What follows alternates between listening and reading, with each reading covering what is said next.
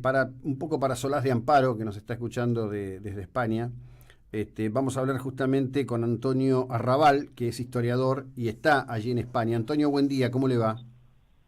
Hola, buenos días, ¿cómo están? Bien, bien, muy bien. Bueno, en la semana, siguiendo la información, vi que tomaba mucha carnadura en muchos medios españoles, una situación a la que se ha dado llamar el Guernica republicano, algo que le diría, Efectivamente. en líneas generales, absolutamente creo que desconocido para una inmensa mayoría, y que tiene que ver con un hecho de similares características al tan citado y conocido hecho del bombardeo a la localidad de Guernica por parte de la división Cóndor de los aviones alemanes que revistaban en las fuerzas de Franco, en similares condiciones de ataque a un área civil sin interés militar. Cuéntenos un poco de esa historia tan desconocida.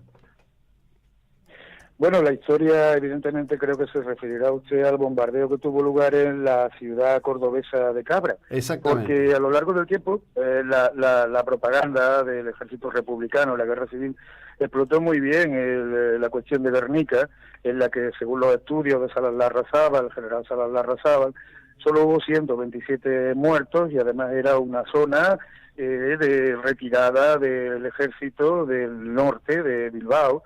Y claro, era un objetivo legítimo y militar, una población totalmente evacuada. Sin embargo, en Cabra, en el momento del bombardeo, en el que mueren 109 personas, con 2.000 kilos de bombas más la metralla, pues la ciudad de Cabra, Córdoba, está situada a 1.000 kilómetros del frente que se encontraba en la batalla del Ebro. Estamos hablando del 7 de noviembre de 1938. Uh-huh. Es una ciudad sin interés estratégico alguno y, bueno, una verdadera masacre porque 109 muertos y más de 300 heridos, cayendo las bombas en el centro de la población, en el mercado, en la plaza donde estaban los labriegos y los jornaleros para conseguir encontrar trabajo aquel día. Fue una brutal matanza de niños sobre todo, y que redujo a escombros barrios enteros, barrios humildes de trabajadores cuyas construcciones eran pues muy débiles, ¿no? Uh-huh.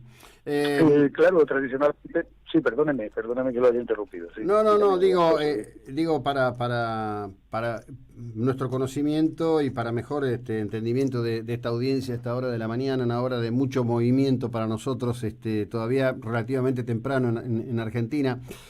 Cuando sí. se produce, es decir, hay una cosa que es muy interesante, ¿no? España en algún momento, o ahora, con este gobierno socialista, y con la acción Ajá. muy dinámica de Podemos, vive una suerte de revivir el pasado cuestionando no solo el gobierno de Franco, sino la tumba de Franco. Bueno, hay todo un revolver el pasado. La verdad que Sí, un momento. es increíble la capacidad que ha tenido la izquierda, la maquinaria de propaganda de Stalin de aquellos años, impregnada, yo diría, globalmente, para introducir el martirologio como una condición exclusiva y las propias culpas criminales casi literalmente escondidas, ¿no? Efectivamente, sí, porque siempre ha sido la izquierda, ha sido muy hábil, y la stalinista, lógicamente, fue muy hábil en explotar el éxito. Las fuerzas nacionales, las fuerzas nacionalistas que se opusieron a las fuerzas republicanas y comunistas, pues lógicamente denunciaron estos hechos, ¿no? Los denunciaron hasta el Vaticano, los denunciaron ante la Cruz Roja Internacional. Sin embargo, la coyuntura era ya bastante negativa porque la Segunda Guerra Mundial estaba a punto de comenzar y el foco de atención internacional estaba más bien en el pacto Molotov-Ribbentrop y en las posibilidades que tenía Alemania de su expansión y claro, lógicamente la denuncia de este bombardeo, por muy atroz que fuera, pues no siguió adelante. También contaron supieron aprovechar enormemente el asunto del cuadro que Picasso había pintado para otra ocasión, no tenía absolutamente nada que ver con la cuestión del bombardeo de la ciudad de Guernica y supieron aprovecharlo. Fue un fracaso total de la propaganda nacionalista en aquella época y es curioso como en 80 años, hasta que yo me dediqué a escribir mi libro sobre el bombardeo de Cabra, nadie había estudiado esta cuestión.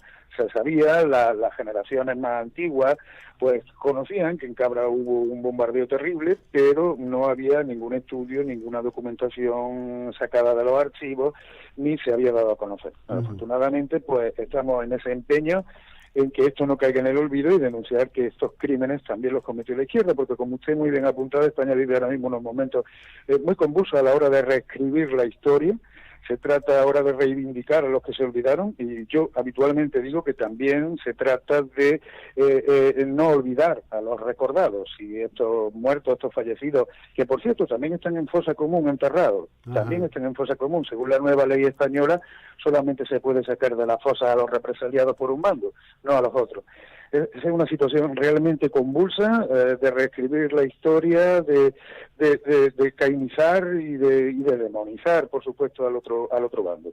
Antonio, ¿qué lo llevó a usted a investigar esta historia de este ataque, de este bombardeo a Cabra, como usted acaba de citar, a 1000 kilómetros del frente de Miranda del Ebro? En un contexto, ¿cuál era el objetivo? ¿Un represaliado a la sociedad civil? ¿En qué punto estaba la República en la guerra con respecto de la lucha propiamente dicha? Esa es la pregunta clave, la que usted me hace, don José Luis. Efectivamente. Fíjense que quedan 4 meses para que finalice la Guerra Civil Española, una guerra que está absolutamente perdida para el bando de la República. Y la República bombardea sistemáticamente durante los últimos días de octubre y primeros de noviembre las poblaciones que están a más de 1000 kilómetros del frente. Cualquiera podría decir, bueno, es una manera de vengarse, faltan 4 meses, la guerra está perdida, los lleva un odio criminal, pero realmente, si hacemos caso a la documentación existente de la época y de los archivos militares, nos daremos cuenta de que toda la aviación nacionalista se encontraba a 1000 kilómetros, porque Franco se había empeñado todas las fuerzas de infantería, la fuerza aérea, en cortar la retirada republicana de la batalla del Ebro, porque Cataluña quedaba libre para el Ejército Nacional y la guerra estaba absolutamente perdida. Entonces, como una maniobra de distracción hábilmente diseñada por la República, se dedicaron a entrar en poblaciones donde a 1000 kilómetros, evidentemente, no había medios aéreos que contrarrestaran sus incursiones, no había artillería antiaérea. Tengo en cuenta que estas zonas del sur de Córdoba, de Andalucía, son zonas que desde el primer momento están en paz. La guerra aquí es algo ajeno, porque aunque estemos en guerra, evidentemente aquí no ha habido combate en esta zona. Entonces, claro, les pilló totalmente desprevenido. Y fíjese que muchas veces, perdone José Luis que insista, muchas veces se dice que la ciudad de Cabra fue un error, el bombardeo, es falso rotundamente, porque la semana inmediatamente anterior tuvo Cabra 3 reconocimientos aéreos por parte de patrullas de aviones, de fabricación soviética, los Tupolev SV-2, los conocidos como Katyusha. 3 reconocimientos aéreos, se guardan 1000 fotografías en el Archivo General Militar de Ávila. Son reconocimientos pormenorizados a un muy baja cota. Y bueno, el objetivo estaba muy estudiado. Tenga usted en cuenta que aparte del bombardeo de Cabra, en fechas anteriores se bombardea también localidades vecinas como Aguilar de la Frontera, donde mueren 41 personas. En fechas posteriores vuelven a bombardearse localidades como Belmez o Motril, que también ocasionan muchos muertos. Yo le digo porque todo eso es una estrategia de desviar la atención de la aviación franquista, que estaba machacando la retirada republicana, y hacerlos volver al sur. De hecho, hay telegramas cruzados entre Franco y los distintos generales del Ejército del Sur, solicitándole a los generales del Sur bombardeos de represalia o que traiga caza para poder interceptar los bombarderos republicanos. Claro. Bueno, evidentemente, a ver, le voy a decir qué es lo que me atrajo de todo esto y por qué lo buscamos, ¿no? Hay mucha similitud, casi en espejo, entre la lectura social de lo acontecido en la Guerra Civil Española y lo acontecido en Argentina en los años de lo que aquí nunca se denominó una guerra civil, pero fue una auténtica guerra, en donde parece ser que la voluntad y la vocación del crimen con respecto del otro, en la idea de imponer la política por la fuerza, fuera solo horrible de un solo lado, ¿no? La verdad que es interesante, además. ¿Y qué lo llevó a usted a investigar esto, a estar hoy en este predicamento de desenterrar una historia que, como tantas historias, quizás estaba fuertemente a la vista de todos, pero al no estar citada, al no estar expresada, evidentemente no daba lugar a su conocimiento?